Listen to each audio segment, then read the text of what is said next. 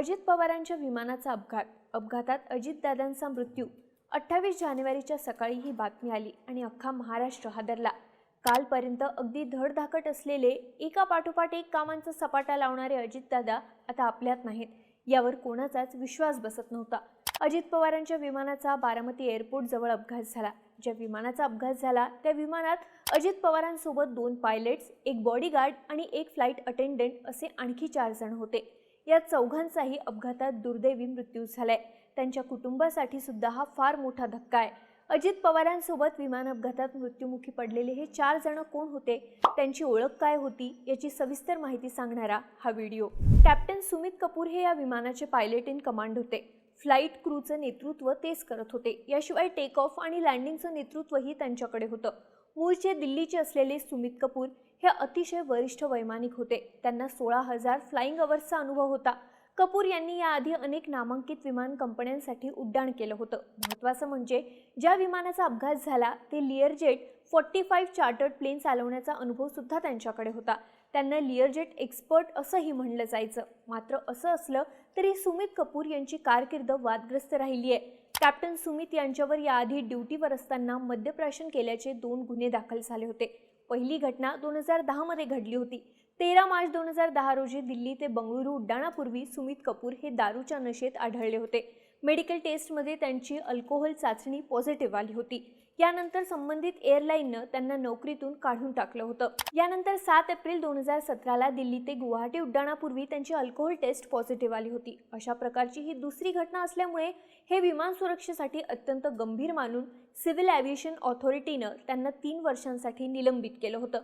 त्यानंतर त्यांना सेवेतून काढून टाकण्यात आलं। यानंतर सुमित कपूर यांनी काही काळ फ्रीलान्स पायलट म्हणून काम केलं।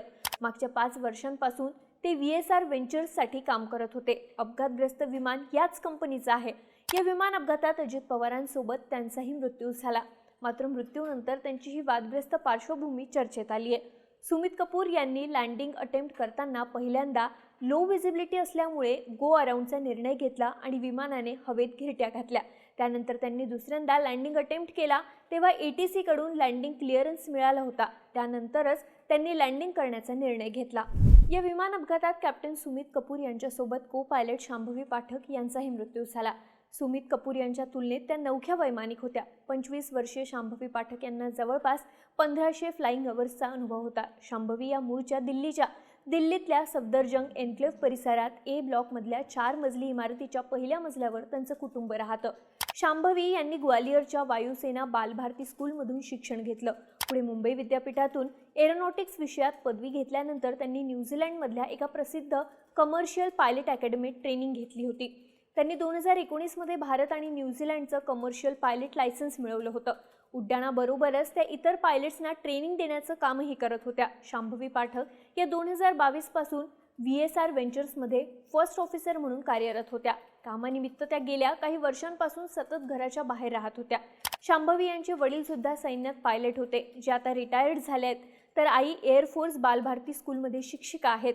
शांभवी यांना 22 वर्षांचा धाकटा भाऊही आहे। शांभवी पाठक यांच्या जवळच्या व्यक्तींनी दिलेल्या माहितीनुसार त्या लवकरच लग्न करणार होत्या। त्यांच्या घरी लग्नाविषयी बोलणेही सुरू होते। त्यांचं कुटुंब अलीकडेच दिल्लीतल्या नवीन घरात शिफ्ट झालं होतं। त्या घरात अजूनही सामान लावलं जात होतं, पण त्या दरम्यानच ही दुर्दैवी घटना घडली। या विमान अपघातात अजित पवार यांचे पर्सनल बॉडीगार्ड विदीप जाधव यांचाही मृत्यू झाला। जाधव मूळचे साताऱ्याच्या तरडगावचे, पण गेल्या अनेक वर्षांपासून ते कळव्यातल्या विटावा परिसरातल्या कृष्णा विहार इथे राहत होते। त्यांच्या घरी आई, वडील, पत्नी, मुलगी आणि मुलगा असा मोठा परिवार आहे। विदीप जाधव हे 2009 साली मुंबई पोलीस दलात भरती झाले होते। त्यानंतर त्यांनी आपल्या सेवा काळात अनेक जबाबदाऱ्या पार पाडल्या। माध्यमांमध्ये असलेल्या माहितीनुसार विदीप हे 2010 ते 2014 या काळात न्यायमूर्ती G.A. सानप यांचे सुरक्षा रक्षक होते। नंतर 2014 ते 2019 दरम्यान त्यांनी राज्याचे मुख्यमंत्री देवेंद्र फडणवीस यांचे सुरक्षा रक्षक म्हणूनही काम पाहिलं होतं। पण अजित पवार यांच्याकडे काम करायची त्यांची इच्छा होती। ही इच्छा त्यांनी अनेकदा आपल्या सहकाऱ्यांकडे बोलून दाखवली होती। अखेर 2019 मध्ये त्यांची ही इच्छा पूर्ण झाली। त्या वर्षी ते अजित पवार यांचे PSO म्हणजेच पर्सनल सिक्युरिटी ऑफिसर म्हणून जॉईन झाले होते। विदीप जाधव गेल्या 6 वर्षांपासून अजित पवारांसोबत सावलीप्रमाणे राहत होते। ते नेहमी म्हणायचे, मी कायम अजित पवार यांच्यासोबत असतो आणि शेवटपर्यंत त्यांच्यासोबतच राहणार। दुर्दैवानं तसंच घडलं. विमान अपघातात अजित पवारांसोबत विदीप जाधव यांचाही मृत्यू झाला. त्यांना 28 जानेवारीला त्यांच्या मूळ गावी रात्री उशिरा अखेरचा निरोप देण्यात आला. अजित पवार यांच्यासोबत या विमान अपघातात फ्लाईट अटेंडंट पिंकी माळी यांचाही मृत्यू झाला. माळी कुटुंब मूळचं उत्तर प्रदेशच्या जौनपूर जिल्ह्यातलं भैसा गावचं, पण ते 3 पिढ्यांपासून मुंबईत वरळी सेंचुरी मिल परिसरात राहत आहेत. 29 वर्षांच्या पिंकी माळी मागच्या 6 वर्षांपासून या क्षेत्रामध्ये काम करत होत्या. वर्षभरापूर्वी त्या VSR कंपनीमध्ये कामाला लागल्या होत्या. त्यापूर्वी त्या मुंबईच्या छत्रपती शिवाजी महाराज आंतरराष्ट्रीय विमानतळावर कामाला होत्या.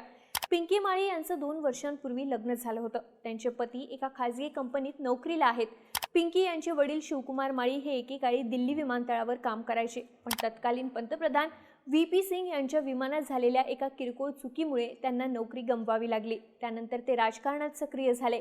शिवकुमार माळी हे राष्ट्रवादी काँग्रेसचे जुने कार्यकर्ते आहेत. पिंकी माळी यांना मॉडेलिंगची आवड होती, मात्र वडिलांच्या सल्ल्याने त्यांनी मॉडेलिंगचा पर्याय सोडून एव्हिएशन क्षेत्रात करिअर केलं. पिंकी यांनी 12वी पर्यंत शिक्षण पूर्ण केल्यानंतर फ्लाईट अटेंडंटचं ट्रेनिंग घेतलं. तेव्हापासून त्या या क्षेत्रात काम करत होत्या.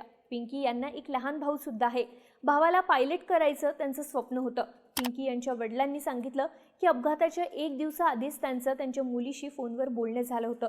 बुधवारी मी अजितदादांसोबत बारामतीला जाणार आहे, तिथून नांदेडला जाईल असं तिने वडिलाला सांगितलं होतं. पण त्यांचं हे संभाषण अखेरचंच ठरलं. अजित पवार यांच्यासोबत विमान अपघातात या 4 जणांचाही मृत्यू झाला. यामुळे सर्वांच्याच कुटुंबावर शोककळा पसरली आहे. हा अपघात लो व्हिजिबिलिटीमुळे झाल्याचं प्राथमिक अहवालात म्हटलं जात आहे. AAIBनं विमानाचा ब्लॅक बॉक्स ताब्यात घेतलाय. त्यातली माहिती समोर आल्यानंतरच या अपघाताचं नेमकं कारण काय ते कळेल. मात्र अजित पवारांसोबतच या चौघांच्या मृत्यूनं सर्वत्र हळहळ व्यक्त केली जाते.